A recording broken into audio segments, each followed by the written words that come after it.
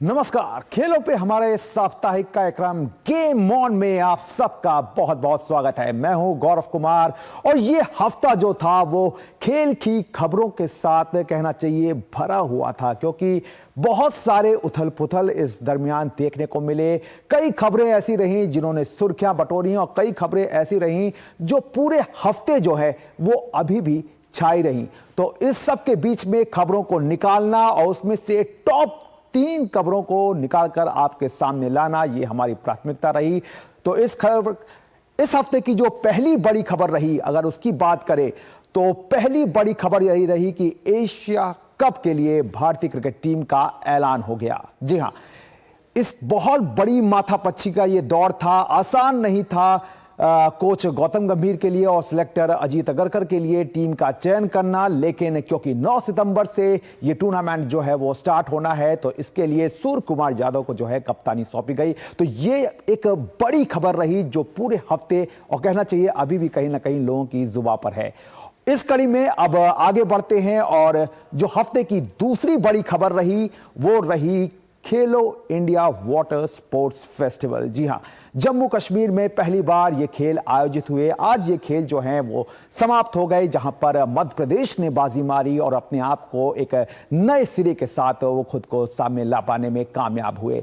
तो एक तो ये खबर रही। दूसरे नंबर पर वहीं अगर इस हफ्ते की तीसरी बड़ी खबर की अगर बात की जाए तो इस हफ्ते की तीसरी बड़ी खबर रही यूएस ओपन का ड्रॉ। जी हां, यूएस ओपन की जंग जो है वो अब कल से शुरू होने वाली है, जहां पर नजरें जो होंगी वो एक बार फिर से यानिक सिनर और कार्लोस अल्कराज के बीच होंगी पुरुष वर्ग में। लेकिन महिला वर्ग की बात की जाए तो यहां सबालेंका ईगा श्वांतेक की जो कहना चाहिए एक टक्कर है, उन दोनों के बीच में भी काफी खास कुछ निकल के सामने देखने को मिल सकता है। साथ ही साथ कोको गॉफ भी अपनी चुनौती पेश करेंगे। तो इन 3 खबरों पर हम पूरा अपना फोकस रखेंगे, साथ ही साथ अन्य खबरों को भी जानेंगे। तो आइए शुरुआत करते हैं अपने इस खास कार्यक्रम गेम ऑन की।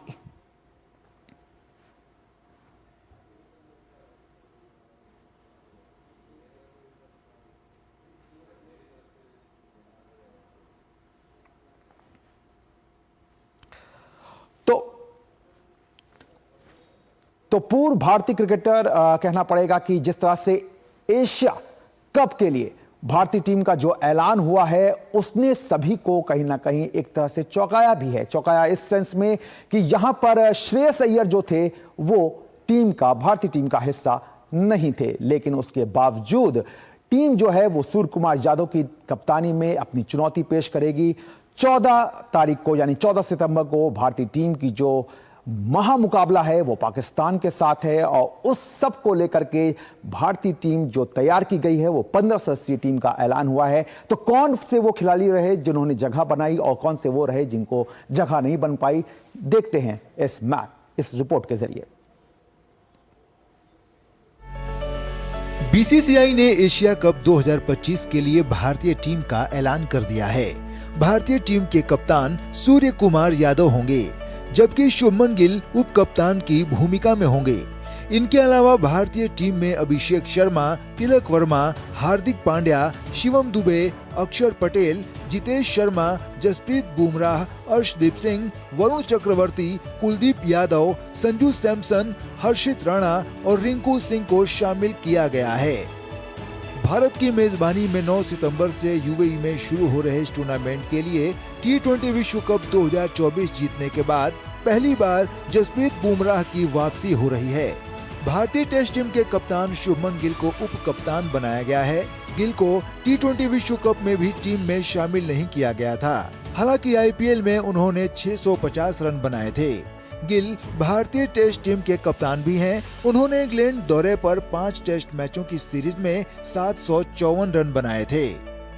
वहीं मोहम्मद सिराज और वाशिंगटन सुंदर को टीम में जगह नहीं मिली है। श्रेयस अय्यर की वापसी की उम्मीद थी, लेकिन वे भी बाहर रखे गए।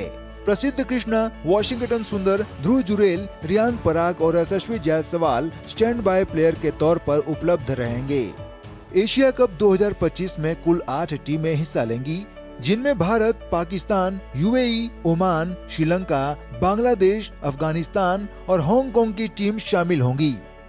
इन सभी टीमों को 2 ग्रुप में बांटा जाएगा। ग्रुप ए में भारत, पाकिस्तान, यूएई और ओमान को रखा गया है, जबकि ग्रुप बी में श्रीलंका, बांग्लादेश, अफगानिस्तान और हांगकांग की टीम शामिल होंगी। एशिया कप की शुरुआत 9 सितंबर से होगी। ग्रुप स्टेज में भारत के शेड्यूल की बात करें तो टीम इंडिया अपने अभियान का आगाज 10 सितंबर को यूएई के खिलाफ मुकाबले से करेगी। इसके बाद भारतीय टीम अपने दूसरे मुकाबले में अपने चीर प्रतिद्वंदी पाकिस्तान से भिड़ेगी। भारत अपने तीसरे मैच में 19 सितंबर को ओमान से भिड़ेगा। इसके बाद 20 सितंबर से सुपर 4 के मुकाबले खेले जाएंगे। फिर 28 सितंबर को टूर्नामेंट का खिताबी मुकाबला खेला जाएगा। एशिया कप के आयोजन में अब कुछ ही दिन बचे हैं। ऐसे में इस टूर्नामेंट में हिस्सा लेने वाली सभी टीमें अपनी तैयारियों को अंतिम रूप देने में लगी हैं। देखना दिलचस्प होगा कि एशिया कप 2025 के खिताब पर कब्जा कौन जमाता है। Sports desk, DD news.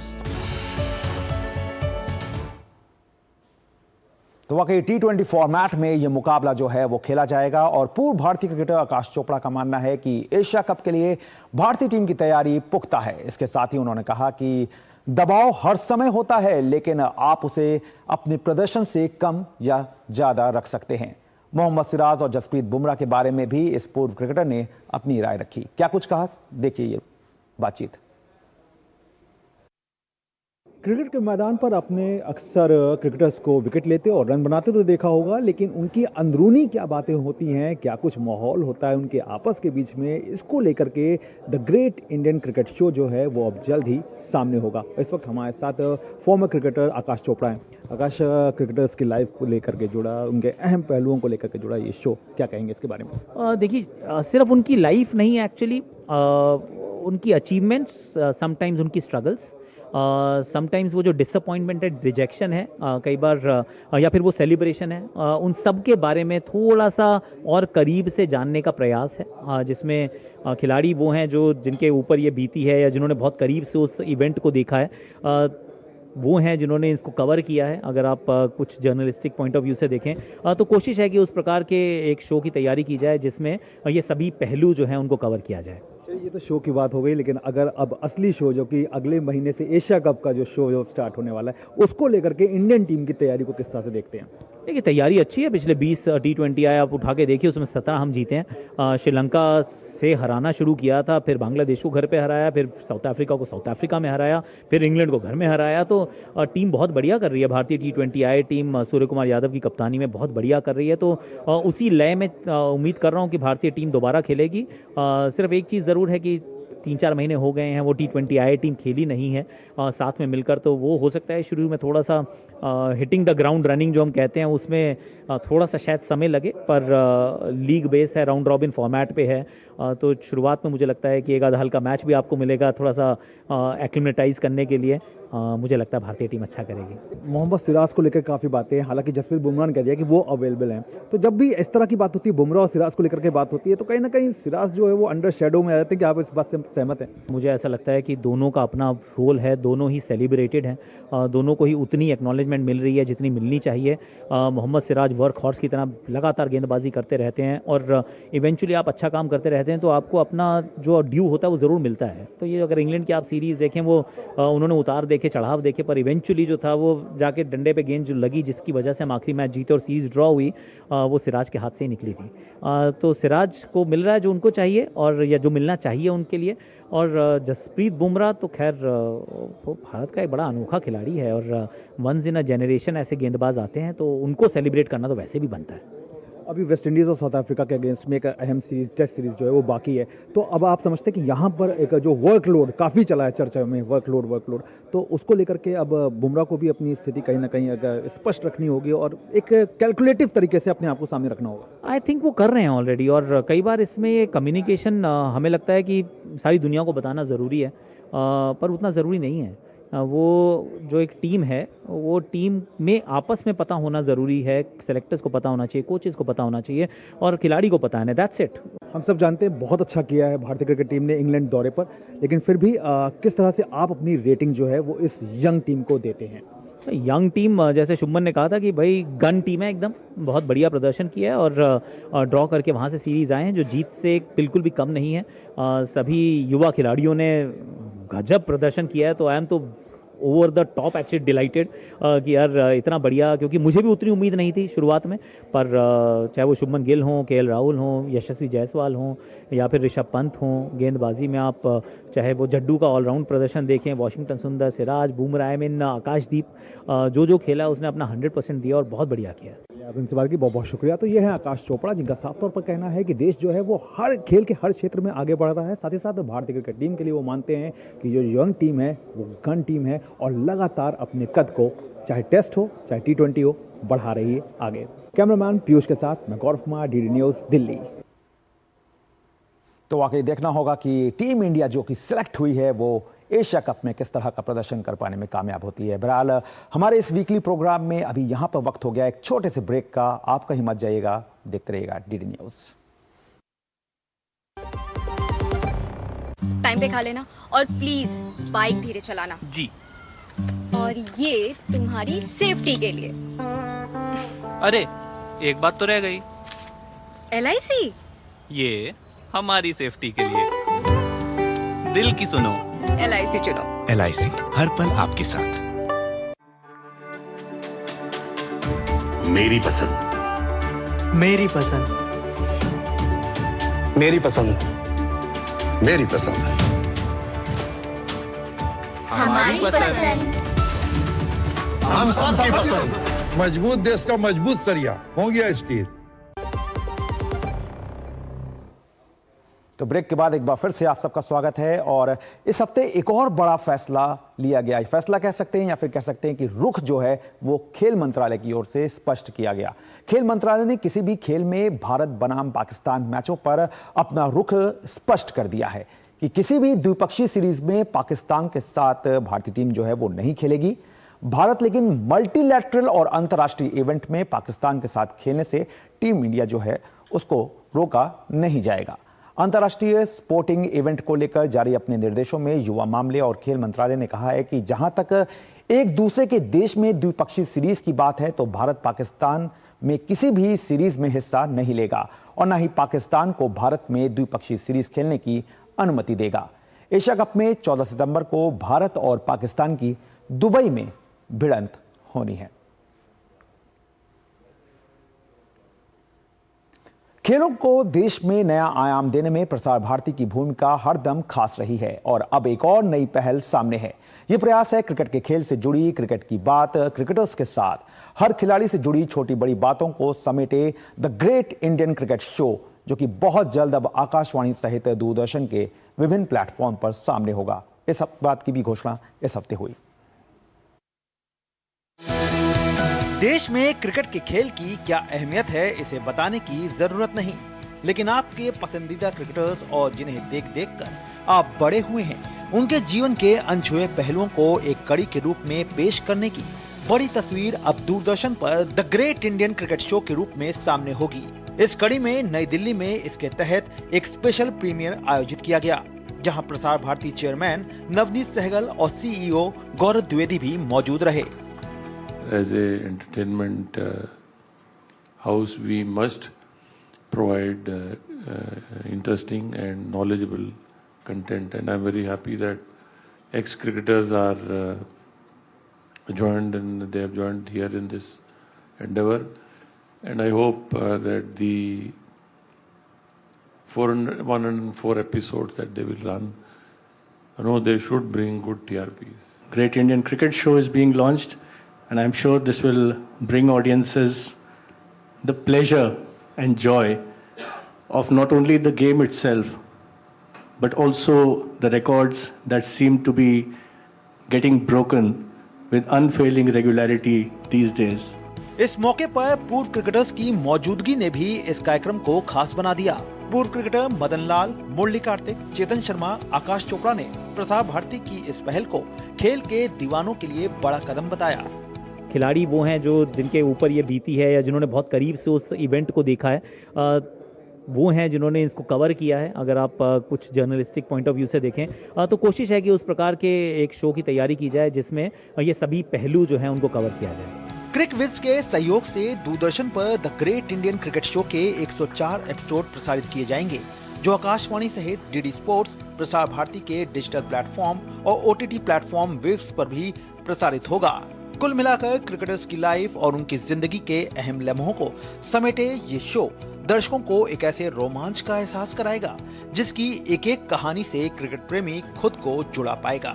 तैयार हो जाइए क्रिकेट के इस दमदार शो के लिए, क्योंकि इस प्लेटफॉर्म पर आपको हर कुछ एक नया एहसास कराएगा। क्रिकेट की बातें होंगी, क्रिकेटर्स की बातें होंगी और यहाँ तक कि उनकी क्या कुछ रणनीतियाँ रहीं मैच में जाने से पहले, क्या कुछ उनके अंदर ख्यालात रहे एक दूसरे के प्रति, इस सब का खुलासा इस शो के अंदर सामने देखने को मिलेगा। कैमरामैन पीयूष के साथ मैं गौरव कुमार, डीडी न्यूज़, दिल्ली। और अब बात कर लेते हैं बॉक्सिंग की, जहां अजय सिंह एक बार फिर से बॉक्सिंग फेडरेशन ऑफ इंडिया के अध्यक्ष चुन लिए गए हैं। वो लगातार तीसरी बार इस पद पर विराजमान हुए। उन्होंने लंबे इंतजार के बाद हुए चुनाव में जसलाल प्रधान को हराया। कानूनी लड़ाई के बीच 6 महीने से अधिक समय से स्थगित हुए ये चुनाव निर्वाचन अधिकारी राजेश टंडन और बीएफआई की अंतरिम समिति के प्रमुख सिंगापुर के फैरूज मोहम्मद की मौजूदगी में हुए, जिन्हें विश्व मुक्केबाजी ने पर्यवेक्षक के तौर पर भेजा था। और बहुप्रतीक्षित भारतीय मुक्केबाजी महासंघ के चुनाव गुरुवार को गुरुग्राम में संपन्न हो गए। नवनिर्वाचित संस्था को भारतीय मुक्केबाजी की नींव मजबूत करने और ये सुनिश्चित करने की चुनौती का सामना करना होगा कि प्रतिभाएं अंतर्राष्ट्रीय मंच पर अपनी पूरी क्षमता तक पहुंचें। राष्ट्रमंडल खेलों के पदक विजेता मनोज कुमार ने डीडी न्यूज़ संवाददाता मेहरराज सिंह से खास बातचीत में अपने अनुभव जो है वो साझा किए। देखिए बातचीत। आज गुरुग्राम में बॉक्सिंग फेडरेशन ऑफ इंडिया के इलेक्शंस की समाप्ति हुई और इसी के साथ इंडियन बॉक्सिंग का एक नया दौर शुरू हुआ। इस पे और चर्चा करने के लिए हमारे साथ है मनोज कुमार, जो कॉमनवेल्थ मेडलिस्ट बॉक्सर हैं। सर, आपको बहुत बहुत स्वागत है। आज जैसे कि इलेक्शंस हुए हैं बॉक्सिंग फेडरेशन ऑफ इंडिया के, एक नया दौर शुरू हो रहा है, तो बॉक्सिंग फ्रेटर्निटी के लिए आपका एक मैसेज और हम कैसे आने वाले कुछ सालों में बॉक्सिंग में एक बदलाव एक्सपेक्ट कर सकते हैं? अच्छी शुरुआत के अनुसार हम कह सकते हैं कि आगे अच्छा होगा। जैसे कि अभी नोएडा में लगातार कई नेशनल्स हुई हैं, तो बच्चों को काफ़ी प्रोत्साहन मिला है। ऐसे ही हम उम्मीद करते हैं कि आगे भी ऐसे ही बॉक्सिंग लगातार प्रमोट करती रहे। और जैसे कि सर अभी बहुत इंटरनेशनल कॉम्पिटिशन्स आ रहे हैं, ओलंपिक्स में भी LA 2028 में बॉक्सिंग इंडिया की तरफ से लोग जाएंगे, तो आपका एक रोड मैप, एक विजन क्या है बॉक्सिंग को लेकर कि कैसे जो नई अथॉरिटी आएगी वो किस तरह से आपको और हेल्प कर सकती है, कैसे नया टैलेंट नर्चर करने में मदद कर सकती है? देखिए, उसके लिए होता है जैसे जो पढ़ा लिखा होता है वही उस चीज़ में लेक्चरर बनता है, जो डॉक्टरी लाइन करता है तो वो डॉक्टर बनता है। ऊंचे स्तर पर लाने के लिए सभी बॉक्सर्स को प्रमोट करेंगे और सभी बॉक्सर जिन्होंने बॉक्सिंग में कुछ किया है ओलंपिक लेवल पे, कॉमनवेल्थ पे, एशियन पे खेले हैं, जो उनको बॉक्सिंग के अंदर लेके आएंगे ताकि बॉक्सिंग में नया सुधार आए। हमें बॉक्सिंग में सुधार लाने के लिए सभी बॉक्सर जिन्होंने बॉक्सिंग की है उनको कोचिंग में डालना पड़ेगा। आपको क्या लगता है कि पहले कौन से ऐसे इश्यूज़ हैं जो उनको सबसे पहले एड्रेस करने चाहिए, जिससे जो भारत का यंग टैलेंट है, जो रिच टैलेंट है, वो और उभर के आए? सबसे पहले देखिए, ये एक कमेटी होनी चाहिए जिसमें पता कर सकें हम कि सभी कोचेज, जैसे कि बेस लेवल पे सब जूनियर में किस कोच की ज़रूरत है, जूनियर में किस कोच की ज़रूरत है और सीनियर में किस कोच की ज़रूरत है। फॉरेन कंट्री में जो बच्चे का बेस बनवाता है कोच, उसको प्रमोट करते हैं। इंटरनेशनल लेवल पे भी, नेशनल लेवल, जहाँ वो बच्चा खेलेगा उसको प्रमोट करते हैं। और हमें उम्मीद है बॉक्सिंग फेडरेशन से भी कि वो भी ऐसे ही इंटरनेशनल स्तर पर अपने इंडियन कोचेज को महत्व दे जो बॉक्सिंग में इंक्लूड है। जो बॉक्सिंग फ्रेटर्निटी है भारत की, वो बहुत ही एक्साइटेड है नए एसोसिएशन के लिए, और हम आशा कर सकते हैं आने वाले कुछ समय में, स्पेशली जो इंटरनेशनल कंपटीशन है जैसे ओलंपिक्स, वहाँ पे भारत के जो प्लेयर्स हैं वो शाइन कर सकें। कैमरा पर्सन विमलेश के साथ मेहरराज सिंह, डीडी न्यूज़, दिल्ली। और अब वक्त हो गया है इस हफ्ते की दूसरी बड़ी खबर को जानने का। जी हां, इस हफ्ते की दूसरी जो बड़ी खबर रही वो खेलो इंडिया वाटर स्पोर्ट्स फेस्टिवल का आयोजन रहा। ये खेल आज खत्म हो गए। इन खेलों की शुरुआत 21 अगस्त से हुई। ये पहली बार था जब ये खेल जो है वो जम्मू कश्मीर में आयोजित हुए। इन खेलों का ये पहला संस्करण भी था। मध्य प्रदेश ने इन खेलों में शीर्ष स्थान हासिल किया, जबकि ओडिशा और केरल जो थे वो टॉप 3 में जगह बनाने में कामयाब रहे। लेकिन बड़ी बात क्या थी? बड़ी बात यह थी कि यह नहीं थी कि यहां पर जीत और हार किसकी हुई, बल्कि इससे बढ़कर वाटर स्पोर्ट्स इंफ्रास्ट्रक्चर के तौर पर जम्मू कश्मीर का सामने आना रहा। डल झील की शान, खेल से बढ़े पहचान थीम के तहत खेलो इंडिया वाटर स्पोर्ट्स फेस्टिवल 2025 की इस हफ्ते शुरुआत हुई। केंद्रीय खेल मंत्री मनसुख मांडविया ने वर्चुअल माध्यम से खेलो इंडिया वाटर स्पोर्ट्स फेस्टिवल 2025 का शुभारंभ किया, जिसमें केंद्रीय युवा मामले एवं खेल राज्य मंत्री रक्षा निखिल खड़से और जम्मू कश्मीर के उपराज्यपाल मनोज सिन्हा मुख्य अतिथि के तौर पर मौजूद रहे। इस मौके पर केंद्रीय खेल मंत्री मनसुख मांडविया ने कहा कि ये खेल राज्य के युवाओं के लिए बेहद अहम साबित होंगे। केंद्रीय युवा मामले एवं खेल राज्य मंत्री रक्षा निखिल खड़से ने कहा कि जम्मू कश्मीर को वाटर स्पोर्ट्स कैपिटल बनाया जाएगा। साथियों, यह खेल सिर्फ हमारे खिलाड़ियों के लिए ही नहीं, बल्कि जम्मू कश्मीर के भाइयों और बहनों के लिए भी बहुत महत्वपूर्ण है। मोदी सरकार के प्रयासों से विकास की धारा जम्मू कश्मीर में लगातार बह रही है और आगे भी बहती रहेगी। तिरंगे की शान और जम्मू कश्मीर का उज्जवल भविष्य हमारी साझा प्रतिबद्धता है। आप सभी युवा खिलाड़ियों को एक बार फिर मैं इस खेलो इंडिया वाटर स्पोर्ट्स फेस्टिवल की बहुत बहुत शुभकामनाएं देता हूं। तो वाकई इन खेलों ने ना जम्मू कश्मीर को एक नया आयाम भी दिया और वाटर स्पोर्ट्स के क्षेत्र में ये किस तरह से जम्मू कश्मीर अपनी एक अलग पहचान बना सकता है, इस बात को भी सामने रखा। बहरहाल यहां पे वक्त हो गया है एक छोटे से ब्रेक का। आप देखते रहिए डीडी न्यूज। जब धरती चीर कर निकलता है लोहे का पत्थर और मिलता है मोंगिया के जोश से, फिर तपता है, पिघलता है और बनता है फौलाद। अब होता है सरिया सारी खूबियों के साथ। मोंगिया स्टील, मजबूत देश का मजबूत सरिया।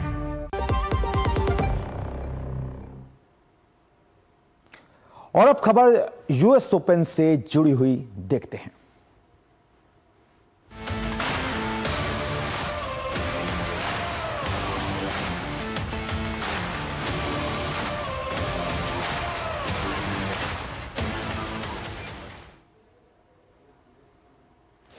तो इस हफ्ते की जो तीसरी बड़ी खबर रही वो है यूएस ओपन का ड्रॉ। जी हां, कल से ये प्रतियोगिता जो है वो शुरू हो जाएगी, यानी कि मेंस के जो सिंगल्स और वुमेन्स सिंगल्स के जो मुकाबले हैं, जो मुख्य ड्रॉ के मुकाबले हैं, वो कल से शुरू हो जाएंगे।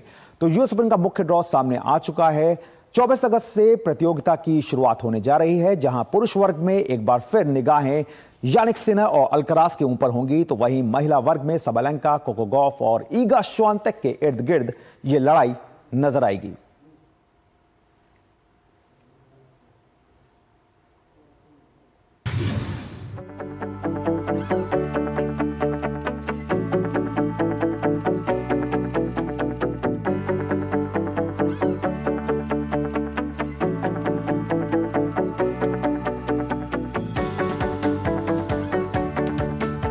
यूएस ओपन के महासंग्राम का बिगुल बजने को है। एकल मुकाबलों को लेकर ड्रॉ सामने आ चुके हैं और अब खिताब को अपना बनाने की जंग का आगाज होना है। ईगा श्वांतेक, पिछले साल इन्होंने अपनी टॉप रैंकिंग खो दी थी।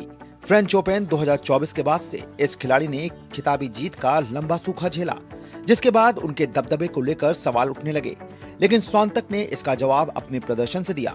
ईगा ने 2025 में पहली बार विंबलडन के खिताब को अपना बनाया। यूएस ओपन से ठीक पहले ईगा ने सिंसिनाटी ओपन का खिताब जीत अपने इरादों को सबके सामने ला दिया।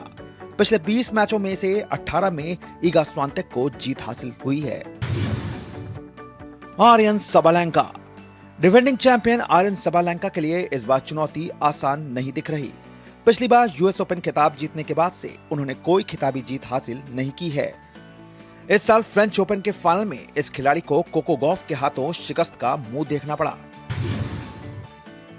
कोको गॉफ, अमेरिका की टेनिस सनसनी कोको गॉफ इस बार यूएस ओपन के फेवरेट के तौर पर सामने रह सकती हैं। उन्होंने इस साल फ्रेंच ओपन के रूप में बड़ी खिताबी जीत हासिल की। हालांकि सिंसिनाटी ओपन में इस खिलाड़ी को क्वार्टर फाइनल में हार मिली। ऐसे में अपनी लय को पकड़ने के लिए उन्हें थोड़ी कोशिश और दिखानी होगी। वहीं पुरुष वर्ग की बात करें तो यहाँ भी तस्वीर कुछ जाने माने चेहरों के आसपास घूमती दिखाई देती है। यानिक सिनर पिछली बार के यूएस ओपन चैंपियन हैं, लेकिन इस बार उनके लिए सबसे बड़ी दिक्कत उनकी तबीयत रह सकती है। सिंसिनाटी ओपन के फाइनल से उन्हें रिटायर होना पड़ा। सिनर के खाते में अब तक 4 ग्रैंड स्लैम खिताब हैं और उनकी कोशिश रहेगी कि वो अपने खिताब का बचाव कर पाने में कामयाब हो। कार्लोस अल्कराज यूएस ओपन से पहले सिंसिनाटी ओपन के रूप में खिताबी जीत पूरी तरह से अल्कराज के जोश को हाई नहीं कर पाई, लेकिन फिर भी ये खिलाड़ी सिनर पर भारी पड़ता दिख सकता है। कुछ समय पहले ही इस खिलाड़ी ने इटालियन ओपन के फाइनल में सिनर को शिकस्त दी थी। अल्कराज ने साल 2022 में यूएस ओपन के एकल वर्ग का खिताब जीता था और वो अपने उसी दबदबे को एक बार फिर से दोहराना चाहेंगे। नोवाक जोकोविच 24 बार के ग्रैंड स्लैम विजेता नोवाक जोकोविच, जो कि 4 बार के यूएस ओपन विजेता भी हैं, अपने 25वें ग्रैंड स्लैम खिताब के लिए संघर्ष करते दिखेंगे। जोकोविच हाल फिलहाल में भले ही बेरंग दिख रहे हों, लेकिन एक बात तय है कि अगर जोकोविच अपने फॉर्म में वापस लौटते हैं तो फिर उनके सामने विरोधी कोई भी हो, बौना ही दिखाई देता है। Sports desk, DD news. तो हमारे इस साप्ताहिक कार्यक्रम में फिलहाल इतना ही, और ये जो कार्यक्रम है वो लगातार इसी तरह से जारी रहेगा और आपको जो अगला हफ्ता है उससे क्या कुछ बड़ी खबरें होंगी वो हम आप तक पहुंचाते रहेंगे और हर छोटी बड़ी खबरों का लेखा जोखा इसी तरह से आपके सामने लाते रहेंगे। बहरहाल अभी के लिए दीजिए हमें इजाजत। नमस्कार।